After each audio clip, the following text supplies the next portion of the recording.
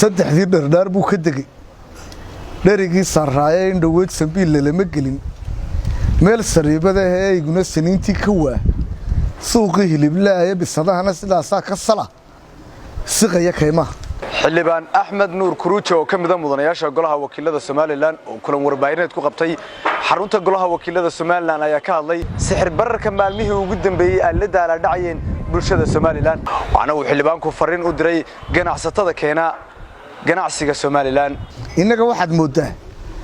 in dagaal laga fureystay xaaladan sixir barar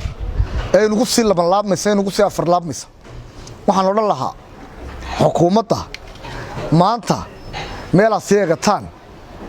iyo meel indhaha ka qarsataan toona ma joogto haddii ay isla haydeen biri bay si u noqon saa dambe ka soo rayn way ka sii darta haddaa la haydeen maalmaha waxalin doona oo biri iyo saa dambe ayaa wax isbedeli doonaan isbedeli waayay waxaan idin leeyahay Soomaalidu waxay ku maamahdaa 20 jirka mudug jooga ilaahay uma xil qarin la idin ma xil qarin oo ilaahay idin ku asturi waa in quutul daruuriga jabo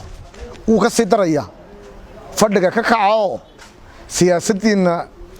ku saabsan ganacsigana wax ka bedela oo sharaa'iga balaadhiya oo shidaalka saamaynta la leeyahay xukuumadda kula kicitaankiisa foostooyinkeenu soo dhuran jirnay bay inaga jabin lahaay shidaalka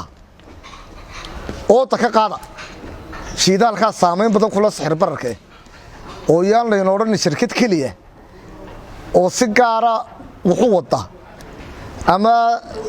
shidaal keenta ayaa saameynaysa in shidaalku inuu kaco waxa kale waanu xukuumadda oo leenahay adduunyada deeqna uga raadiya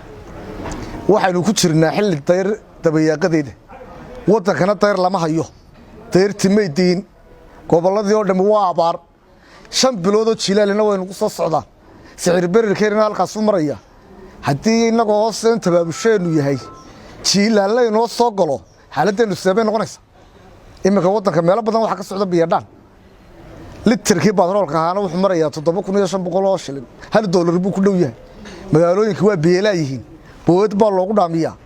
miigina in bood loogu dhaamiyaa ay noqon doontaa waxaan leenahay xukuumadda waxa sugaysaa inta la isqalanayo ee dadku carruurta loodhanaya carruurta la isoo qolo heerkaayeenan gaadhina fadhiga ka kaco adduunyadana wuxuu noogu raadiya siyaasaddeena iyo maamulkeena ku noqdo sidii dadku wax kaga jabi lahaayeen ee shaqaaluhu u noolaan lahaa ee askartu u noolaan lahayd ee dadku u noolaan lahaa ka fikra haddaan yaroo tusaalaha sheego sixir bararka adduunyadu wuxuu leeyahay astaamaha ugu dambeeya sixir bararka ee dhimashada ku xigta waxa ka mid ah roodhida kaankii Faransiiska waa maqasheen roodhi buu ka bilaabay kii Ruushka waa maqasheen 1912 wuxuu ka bilaabay roodhi Masar roodhi buu ahaa maanta sicir bararka roodhidii buu soo gaadhay wax la iibsadana roodhida u jaban oo cuntaa haddii sicir bararku roodhidii marayo maxaa sugaysaan dii walaalayaal nimanka ganacsatada ah Soomaaliya bariga sicir bararku ka dhacay Allah u naxariisto waxa jabiyay tijaarka weynaa jirta Xuseen dawladda Soomaaliya Maxamed Siyaad Barre inuu nabceen hogaaminayna wuxuu ka dhaadhiciyay inuu cashuurta laga daayo isla uu raashin keeni doono intaas soo markaba bari sabu kala nimankii xamaalinta waxay ku hooseen jawaan qaran weyn oo haddana jaban jaliilka aliya jirta ku keen warmeeda wax jirta Xuseen oo kala aydan lahayn jirta Xuseen waa ka wada lacag badan tiini maxaa dadka ugu eegaysaan gaajada iyo macluusha waa ka tijaarteen 30 sanadood baa ku dul tabcanayseen waxa la wixii dabada ciyaalka tahriibay uga soo direen waxay shaqaysanaysan oo dhaba urursateen maxaa maanta dadka hadaa doontaan qasaaro ilaa caydoobi maysaani qasaaro ina dadka wax ka jabisana u diideen waxaanu idin leenahay hadaanu golayaasha nahay waxaanu idin kala shaqaynaynaa inaanu xukuumadda ku cadaadino inay cashuurta ka daysan maqabto daruuriga dhanka kale xildhibaanku isagoo hadalkiisa si wata waxa uu fariin u diray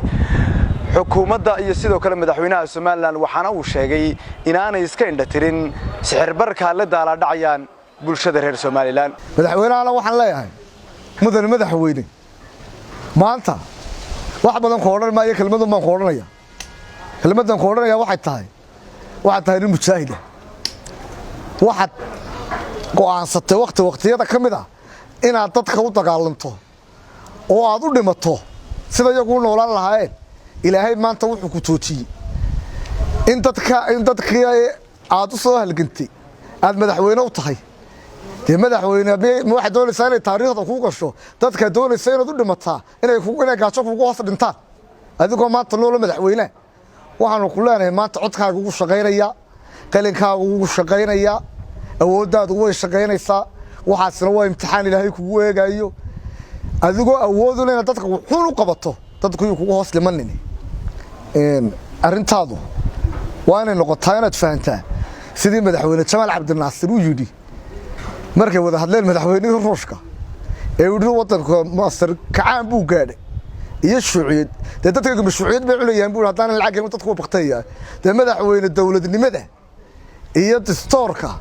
iyo golayaasha dadku cunaan maayo cuntada cunaa buu baahan yahay cuntadiina goyn maayo adiga laga rabaa si dadka maciishadu uga tabi lahayd dawladnimadana qofba kaalin buu ku leeyahay ilaahay kala xisaabtamaya annaga awoodayadu hadaan golayaasha nahay intana kamida